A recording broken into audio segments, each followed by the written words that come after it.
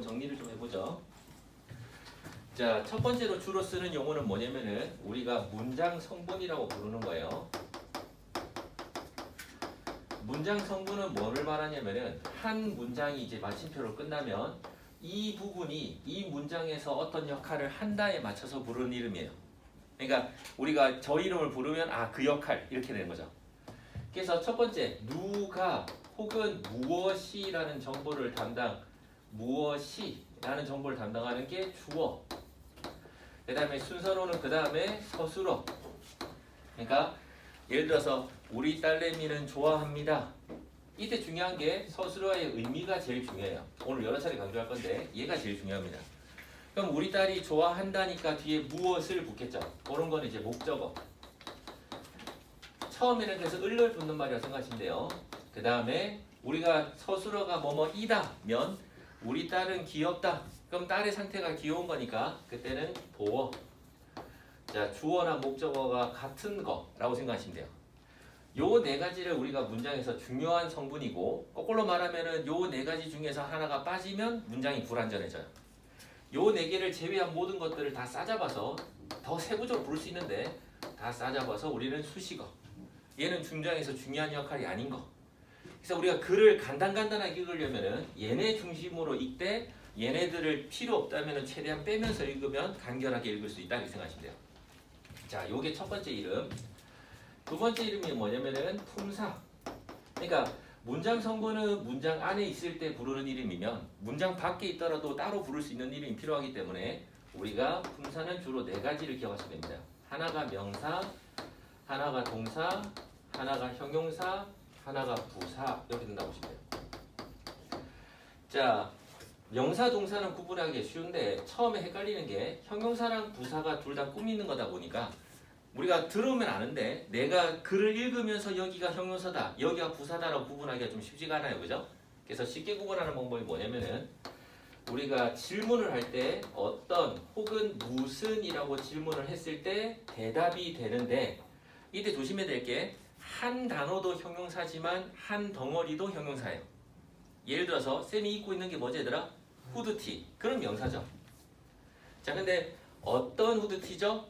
회색 후드티다. 그러면 후드티가 어떤 건지 꾸며줬으니까 회색의도 형용사가 될 수 있지만 여기 보면은 여기 마크 있잖아요. 쌤 영어 선생님이다 보니까 이렇게 뭔가 영어로 많이 쓴 걸 별로 안 좋아하거든요. 여러분들 잘 모르겠지만 가끔씩 보면은 영어로 욕 써놓은 것도 되게 많아요. 그렇지? 어떤 할머니가 이제 추리닝 입고 다니는데 할머니 등판에 애인 구함이라고 쓴 적도 있어요. 근데 할머니가 그걸 알고 입고 다닐 일은 없잖아. 그러니까 가급적 아무것도 없는 게 좋아서 마누라가 이걸 보여주면서 괜찮냐 그래서 오케이 그랬거든요. 내가 할게요 친구야. 들어갔을 때. 근데 마누라가 등판 안 보고 산 거죠 씨발. 그치? 자, 그러면 다시 한 번 더. 이거는 뭐죠? 후드티인데 어떤 후드티죠? 마누라가 인터넷에서 등판도 안 보고 산 후드티죠. 그러니까 한 단어도 형용사가 되지만 한 덩어리로 묶어줘도 형용사가 돼요. 그러니까 어떻게 묶냐에 따라서 이름이 달라질 수 있음을 이해하시는 게 첫 번째예요. 무슨 말이겠지 얘들아? 요만큼 읽었을 때 모양하고 요만큼 읽었을 때가 달라진다고요. 그래서 우리가 느낌적으로 요런 질문에 대한 대답이 되는 부분은 형용사다 이렇게 생각하시면 돼요. 그럼 반대로 부사는 뭐다 얘들아? 언제, 어디서, 어떻게, 왜, 얼마나 요런 질문에 대한 대답이면은 다 부사라고 생각하시면 돼요. 자, 예를 들어서 선생님이 혼냈어요 우리 둘째를. 이게 핵심 구조예요. 자, 그럼 언제 혼냈냐면은 어저께 혼냈어요. 어디서 혼냈냐면은 우리 둘째 방에서요. 자, 그러면 어제 선생님은 우리 둘째 방에서 둘째를 혼냈습니다. 그때 핵심 구조는 내가 혼냈다 둘째들이겠지만은 요런 정보는 다 부사인 거죠. 그러니까 읽으면서 여기가 부사구나 하는 걸 구분할 수 있어야 돼요. 그래야지 우리가 필요 없는 부분이기 때문에 부사는 수식어로만 쓰이기 때문에 우리가 간결하게 읽을 때도 도움이 되고 우리가 어법적 판단을 할 때도 도움이 돼요. 자, 어떻게 혼냈지 얘들아? 이놈 이러면서. 왜 혼냈냐면은 엄마한테 막말해서. 애가 둘째가 나는 무서워해서 함부로 말을 못하는데 즉 엄마는 좀 약간 만만한가 봐요. 그래서 즉 엄마한테 막 함부로 말하다가 이럴 거면 나를 왜 낳았어 이런 거야. 소리 잠시만 일로 와봐. 왜냐면 내가 평소 때는 아주 이뻐하기 때문에 뭘 해도 이뻐하기 때문에 화를 안 내는데 그런 이제 내가 발작 버튼 있죠 그죠? 그런 이제 함부로 말하는 말을 하면 나한테 혼나거든요. 얼마나 혼났죠? 눈물 울면서 이렇게 반성문 10장 쓸 정도로. 그치? 자, 요런 정보는 그냥 반성문은 명사죠. 근데 반성문을 10장 쓸 정도로 라고 하면 부사가 된다고요. 그러니까 어떻게 묵냐에 따라서 이름이 달라진다는 걸 꼭 기억하셔야 돼요. 여러분들이 헷갈리면 안 되는 게 이런 거예요. 명사가 될 수 있는 문장 성분이 뭐냐? 그러면 주어, 목적어, 보어. 그럼 거꾸로 자, 소수어가 의미가 됐지? 사다예요. 그럼 뒤에 나와야 될 게 무엇을이 나와야 돼요. 그럼 얘는 무슨 모양을 가지고 있어야 된다? 명사 모양을 써야 되는데 예를 들어서 형용사 모양을 썼다. 그럼 이제 어법적으로 잘못된 거예요. 그러니까 니네 마음대로 해석하는 게 아니고 얘네가 각자 모양과 위치에 맞게끔 해석하는 게 올바른 해석이고 그 모양과 위치가 적절하지 못하면 잘못된 걸 골라내는 게 사실은 어법 문제인 거예요. 수능은 아주 딥한 어떤 세부적인 어법적 사항을 물어보는 게 아니고 여러분들이 단어 위주로 해석을 했을 때 헷갈리게 만드는 거예요. 그러니까 아주 어려운 어법적 내용을 물어보는 게 아니고 헷갈리기 쉬운 문장 구조를 가지고 여기서 판단을 어설프게 만드는 거예요. 근데 이거는 독해 문제도 똑같단 말이에요. 여러분들은 빈칸을 틀렸어요, 순서를 틀렸어요, 주제의지를 틀렸어요 이렇게 생각하겠지만 틀린 이유를 뜯어보면 이런 판단들 중에서 뭔가를 잘못해서 생긴 일들이 있기 때문에 처음에 어법 문제를 푸는 것도 중요하지만 어법 공부를 통해 가지고 해석을 그죠? 문장 생김새에 맞춰서 하게 되면 우리가 독해도 더 좋아진다 이거죠. 그리고 독해가 좋아지려면 초반에 좋게 만들어진 다음에 후반에 계속 써먹는 게 더 낫지 않냐고요. 그래서 초반에 하기 좋은 공부를 알겠어요. 동사는 서술어 되고 형용사는 보어도 되고 수식어가 되고 부사는 수식어밖에 안 돼요. 그치? 그러니까 나중에 어법 문제에 나왔을 때 형용사랑 부사를 구분하세요라는 거는 사실은 수식어는 둘 다 될 수 있으니까 보어 자리인지 아닌지를 구분하세요라는 문제랑 똑같은 거예요. 자, 그럼 이제 보어라는 게 조금 헷갈릴 수 있어요, 얘들아. 자, 보어는 쓰면 아까 전에 간단하게 같은 거라고 했는데 이렇게 생각하시면 돼요. 자, I love 지우. 지우가 우리 첫째고요. 소루가 우리 둘째예요. 그러니까 지우가 행동은 되게 조금 뭐라 해야 되나? 남자같이 행동해요. 뭐, 왜? 설마 나 안으려고? 그러니까 요새는 나의 껌딱지였다가 초등학교 4학년 후반부터 나랑 멀어지기 시작해서 요새는 좀 날 본 다음에 왔어? 뭐 이러고 말아요 그냥. 근데 반대로 둘째는 우리 요새는 새로 생긴 아파트는 내가 차가 들어가면은 차가 들어왔다가 신호가 떠요. 그러니까 엘리베이터 앞에서 기다리고 있어요. 그러니까 문 열리면 그 앞에서 막 이상 춤추고 있는 거죠. 그 다음에 이제 나랑 한 10분 동안 가만 앉고 있어 이렇게 가만히 있어야 돼요. 충전 이러면서. 그 다음에 내 반경 1m에서 떨어지지 않고 계속 쪼잘거리면서 이렇게 해요. 갑자기 이제 귀에 피가 흐르기도 하는데 그러니까 모든 얘기를 다 해요. 그런데 얘는 은근 착하고요. 얘가 은근 성격이 나빠요. 아까 말했잖아요. 그 이상한 말하는 거. 수 틀리면 이제 지랄하는 거죠. 아무튼 그것만 닮았어요. 이렇게 쓰면은 나는 지우를 사랑한다잖아요. 그죠? 그러면 주어랑 목적어는 얘들아 같은 사람, 다른 사람? 다른 사람이라고 보시면 돼요. 기본적으로. 근데 예를 들어서 동사를 바꿔요. 그러면 나는 지우다니까. 그러면 나랑 지우랑은 같은 사람이죠. 그때는 이제 보호가 되는 거예요. 여기서 다시 한 번 더 여러분들이 확인하셔야 될 게 뭐다? 지우라는 모양은 하나지만은 동사에 따라서 목적어가 되기도 하고 동사에 따라서 보호가 되기도 하는 거죠. 그러니까 영어어법이 헷갈리는 이유는 뭐냐면은 확정된 게 아니고 주변에 따라서 계속 쓰임새가 달라진다는 거예요.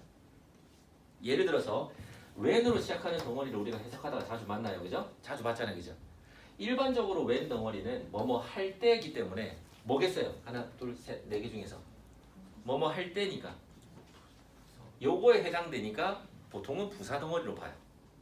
그게 일반적으로 맞아요. 얘들아. 일반적으로는 맞지만 예를 들어서 앞에 이런 문장이 있다고 칩시다. 나는 알고 있습니다가 붙었단 말이에요. 그러면 나는 알고 있다 다음에는 서술어 의미 때문에 뭐가 붙어야 되죠? 무엇을이니까 이번에는 이 when 덩어리가 뭘로 쓰인 거지 얘들아? 명사로 쓰인 거란 말이에요. 그러니까 아무리 얘가 부사로 자주 쓰인다고 해도 주변에 따라서 얘가 명사로 바뀌기도 한단 말이에요. 그러면 그때는 언제 뭐뭐 하는지를 안다 이렇게 해석을 바꿔야 돼요. 이거를 이제 연습을 통해서 올바로 하는 친구가 있고 어떤 친구들은 그냥 그때그때마다 그냥 느낌대로 하는 친구들이 있단 말이에요. 그러니까 느낌대로 하면은 실수 나오기가 쉬운 거고 그 실수를 유발시켜서 독해 문제를 틀리게 만들고 어법 문제를 헷갈리게 만드는 거예요. 그러니까 그걸 실수라고 지나가시고 발전이 없으면은 독해가 항상 고나물 그 자리에서 이제 왔다 갔다 하게 되는 거예요. 그래서 우리 수업의 목표는 어법 문제를 맞추는 거긴 하지만 이런 것처럼 이 모양과 위치에 맞게끔 올바로 해석하는 거라고 생각하시면 돼요. 자, 그러면은 한국어랑 영어의 차이점을 조금 이해하시면 이 부분을 우리가 왜 공부했는지 알기 쉬운데, 자 예를 들어서 나는 지우를 사랑해요. 서로도 사랑해요. 왜냐면 이 영상을 서로도 볼 거거든요. 자 그러면 나는은 우리말에서 주어다라는 걸 우리가 쉽게 알아요. 왜 그렇지 얘들아? 한국어의 특징은 뭐냐면은 위치로 주어를 가르쳐주는 언어가 아니고요. 요 말로 주어임을 알려주는 언어예요. 그래서 장점이 뭐냐면은 순서를 지 맘대로 말해도 내용이 안 달라져요. 지우를 나는 사랑해요 라고 한다고 해서 내용이 달라지지 않지 얘들아. 무슨 말인지 알겠지 얘들아? 대신에 얘를 잘못 붙이면 우리는 이상한 말이 돼버리는 거예요. 원래 말하고 내용이 달라져요. 그치? 근데 영어는 예를 들어서 I love 지우라고 쓴다고 쳐요. 예를 들어서 I랑 지우의 위치를 바꿔버리면 어떻게 되죠? 지우가 주어가 되는 것뿐만 아니라 loves로 s도 붙여줘야 되고 I는 동사 뒤로 가면 I가 아니고 me로 바뀌어야 되죠. 그치? 한국어처럼 순서를 바꿔버리면 돼야 안 돼야 안 돼야? 안 된다 이거죠. 영어는 순서가 되게 중요해요. 그러니까 각 단어가 어디에 위치해 있는지. 그 다음 지우가 주어가 되는 순간 love에는 s를 붙여야 되고 I가 동사 뒤로 가는 순간 me로 바뀌어야 되죠. 모양이 중요해요. 한국어는 단어 모양이 바뀌는 게 아니고 단어에다가 얘를 붙여주는 게 중요해요. 그러니까 우리가 할 일은 영어 단어의 위치와 모양에 맞춰서 올바르게 품사를 붙여주는 해석을 할 수 있게끔 연습을 해두시는 거예요. 그런 연습을 평소 때 해서 그냥 단어 의미를 조합해서 이건가라고 추측하지 않는 거죠. 이런 문장들이 늘어나기 시작하면은 여러분들이 판단하기에도 훨씬 더 쉬워진단 말이에요. 실수는 당연히 줄어드는 거고. 뭔 느낌인지 아시겠죠? 자, 그래서 기본적으로 요 용어들을 안 헷갈리게끔 웬만하면 처음에 많이 쓰도록 하시고요. 그 다음에 써본 다음에 찜찜할 때 있잖아요. 쌤, 제가 이거 본 것 같은데 맞아요? 이렇게 확인하는 질문을 자주 하시길 추천드려요. 이건 한 2주 동안만 집중하시면 거의 대부분의 친구들이 마스터를 다 해요. 그치? 모르는 게 아니고 사용해본 적이 없어서, 그 다음에 사용을 실제로 해볼 때 이거 맞나에 대한 확인이 없어서 헷갈리는 거기 때문에 자주 쓰고 확인만 받아보시면 돼요. 자, 그럼 이제 마지막으로 정리할게요. 마지막으로 익혀야 될 기본 용어. 자, 예를 들어서 우리가 요런 문장을 표현을 쓴다고 칩시다. 얘를 각각 읽으면 얘는 우리가 전치사라고 부르고 얘는 관사라고 부르고 얘는 명사가 돼요. 근데 쌤이 이렇게 밑줄 그은 다음에 얘는 뭘로 쓰였냐? 라고 물어보면 뭐라고 대답하면 되죠? 어디서니까 부사도 되지만 나무는 나무인데 공원 안에 있는 나무, 그럼 수식을 받으니까 형용사가 되기도 해요. 그치? 근데 일반적으로는 부사라고 합시다. 자, 근데 부사인데 한 단어로 부사는 아니죠 얘들아. 이렇게 단어가 모여서 하나의 부사 역할을 하는 애들을 우리가 부사구라고 불러요. 주어 동사가 안에 없죠? 그러면 구. 덩어리로 묶었을 때 안에 주어 동사가 있다. 그러면 부사절 이렇게 되는 거예요. 자, 근데 우리가 헷갈리는 게 이름이 한 개만 있는 게 아니고 이름이 하나 더 있어요. 두 번째 이름은 뭐냐면은 이 덩어리의 맨 앞에 있는 놈의 이름을 따요. 전치사. 그러니까 전치사로 시작하는 부사구예요. 풀네임 원래. 그래서 그걸 줄여서 그냥 전치사구라고 부르게 돼요. 예를 들어서 수업하다가 혹은 해설지에 전치사구가 뒤에 붙어있다고 말하나 부사구가 뒤에 붙어있다고 말하나 이 말은 같은 말인 거예요. 이름이 두 개다. 생긴 걸로 하나, 그 다음에 얘가 내용적으로 문장 성분적으로 뭘 받는지에 따라서 둘, 이름이 두 개라고 생각하시면 돼요. 마찬가지로 나는 생각합니다. 그러면 나는 생각한다니까 뒤에 주어 동사 나오겠죠? 대절을 써서 우연히가 게이라고. 우현 이즈 게이. 됐지? 근데 나는 주어, 생각한다 동사, 이거를 이니까 목적어죠. 근데 영어에서 목적어가 되는 건 뭐라 했지 얘들아? 명사. 그러니까 이건 첫 번째 이름은 명사인데 이번엔 주어 동사 들어갔으니까 명사절. 이렇게 부르기도 하고, 모양상 맨 앞에 대시 있으니까 우리가 편의상 그냥 대절. 근데 정확하게 말하면은 접속사 대시 이끄는 명사절이에요. 그냥 편의상 대절, 관계사절 이렇게 하는 거죠. 시작하는 놈의 이름을 따서 이름 하나, 그 다음에 됐지? 얘가 하는 기능을 따라서 됐지? 이름 둘 이렇게 된 거야. 그래서 친구들이 제일 많이 헷갈리는 게 이거예요. 관계 부사절이에요. 자, 그럼 관계 부사절은 부사절을 말해요? 아니고 관계 부사로 시작하는 절을 말해요. 그래서 관계 부사절을 하는 역할은 사실은 형용사절이에요. 그러니까 이름에 부사가 들어가니까 이제 헷갈리는 거죠. 관계 부사절은 관계 부사로 시작하는 덩어리. 요 이름. 근데 얘가 하는 역할은 문장에서 앞에 명사 꾸며주는 형용사 이렇게 되는 거예요. 그렇지? 그래서 이름만 헷갈리지 않고 잘 쓰더라도 우리가 설명서를 읽기도 편하고 그 다음에 수업 시간에 쌤은 웬만하면 이런 용어들을 안 쓰려고 노력하지만은 기본적으로 쓸 수밖에 없을 때가 있거든요.